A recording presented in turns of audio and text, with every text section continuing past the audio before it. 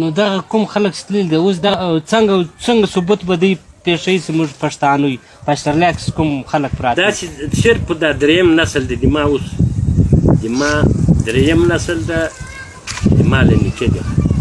یو څلورم نسل هم روان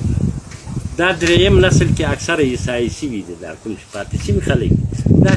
ودونه مختلف وکړو اول یې کلي وو اول یې کلي په مرکزي استرالیا باندې د مري په حد باندې یې کلي وو خپل کلتور سره خپل جماعتونه وو خپل مړي په خپلو مراسمو څخه وو هلته چې دا کوم بچیان په هغه ځای کې پیدا سو ملا یې ورته نیولی وه هلته یې د الف په بیا دا وښوي یعنې په خپل کلتور کې ځان ساتو کله چې دوی وخت ډېر تېر کړو او بیا دغه نوی نسل د دوی ایاله ور لویه بیا په دوی کې دا چې راغلو چې مختلفو ځایو کې ودونو سره وکړو بیا هغه مړه شو هغه نسل دا بل هم مړ دی اوس دا درېیم نسل کې به اکثرا عیسایان دوی دا قبلوي چې موږ پښتانه یو دا چې یایي چې موږ افغانان یو دا چې هم درته یایي چې زه غلجیان یو یعنې په پښتانه کې هغه نوم هم در واخلي نور له دوی څخه هغه اشتري چې کومه ده هغو کې دوی سیالکنې سوي دي ډېر ماهر ډېره څېړنه یې نه ده پسې کوي دا درته یې زه غلجی یم او دا درته یې دا پټکي چې کوم دي تاسې تړلي دي دا د موږ د نیکهګانو وو چې هغه اول پروګرام ځکه دا د موږ چې کوم سر دي هغو خلکو هم دغسې پټکي دي جامې وي دلته مثال تا لیدلي دلته لیدلي په دغه کتاب دغه کې نه لیدل بل ستا لیکلي وو هغه د ګورم دا پټکي دي جماعتونه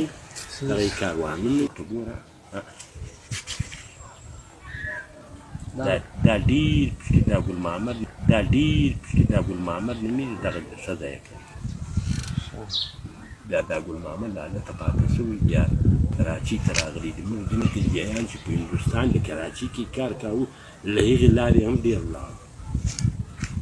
چې کاروبار یې پلار کاوه یا یې نیکه کاوه سلیمانخېل خروټ ناصر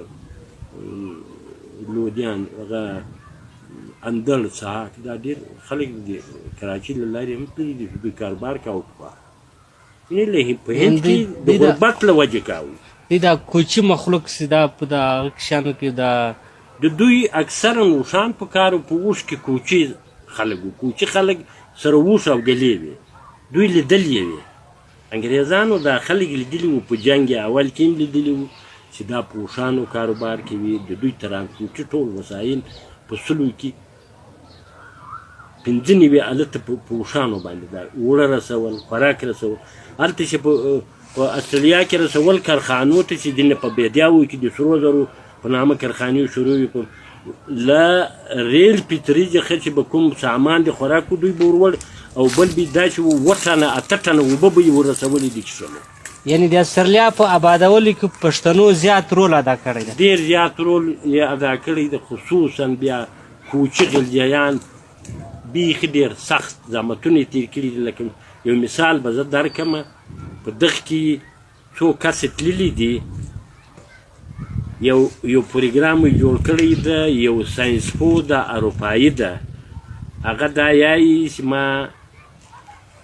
څېړنه کوله د مرکزي استرالیا بیا یو غټ سرمایهدار د استرالیا یو ځوان د هغه دته ویلي دي چې ته به څوک در سره کېدول افغانان یو میخیل ده یو خروټی ده یو سلیمانخېل ده داسې مختلف خلک یا د څو کس له اوښانو سره پیدا کړو په دا بیدګاه کې داسې ځای ته ورغلو مرکزي استرالیا ته چې ساحلي برخې لرې وي ځینې اوبه نه ورته معلومېدې هغه د وښو درکه نه ورته معلومېدې بیا په دغه کې څو کسه ورک شو هغه نوم بیا وروسته یاد کړم په دغو کې یو افغان ده غلجی ده دا پسې سم شو له وښو سره و اووه ورځې اووه میاشتې یا څو میاشتې ورکو دا خلکو اډونه یا شی ده پیدا بیا یې داسې یو کیسه دغه د دې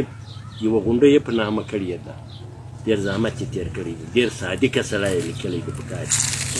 نو بیا یې ډېره یاري وسره په دې یاري کې ده داسې لیکلي دي لاري ویلز په دا پروګرام کې دی یو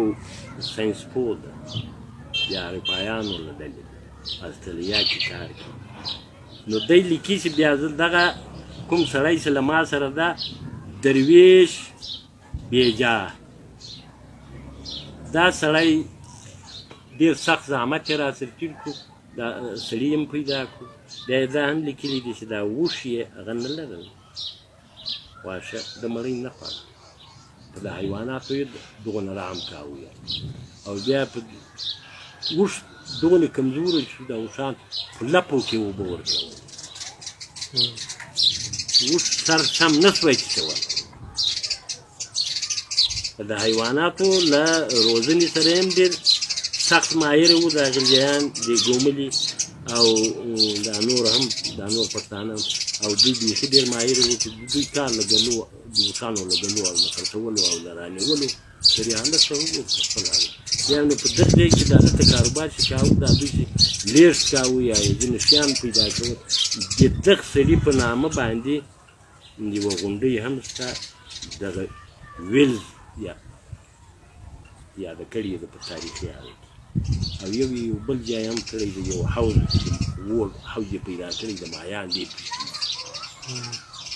بیا د دا حوض هم د ده په نامه باندې لیکنې کې راغلی د پښتنو خو داسې لیکنې وي چې هغه ځینې تر خاورو لاندې د هلته دوی الف زده و نه بې زده و ټول هغه بېسواده خلک وو چې هسې د کاروبار د غریبۍ دپاره ورغلي وي اکثریت راغلي دي لږ خلک چې دي هغه پاتې شوي دي هغه اوس هغه وخت کې اوس په لکونو وي په زرونو نه وي دا نسل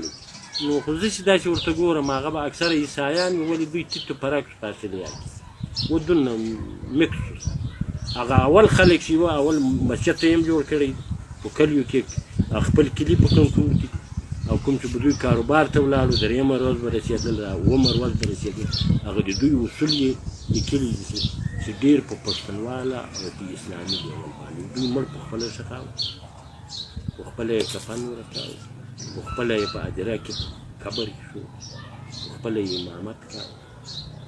دا د دوی هلته دغه وشو په ځینو ځایو کې بیا په رفتار کې په ډېر سخت حال کې چې هغه انګریزان لیکي چې هغو به لمونځونه هم کول په دا استرالیا کې بیا به ولاړ شو بیا به کار کوه نو دا د دوی اصول و اول بیا نو وروسته خو د هغه ملک هغه خامخا اثرات پرې کېږي په هغه نور کلتور د بل چا تر کلتور خام اثر لاندې راځي هر څه بدلېږي راځي دا اوس چې تللي دي هم د افغان لخوا چې تللي استرالیا ته د په مرور د زمان په دا 40 کال کې په نوي نسل کې تغیر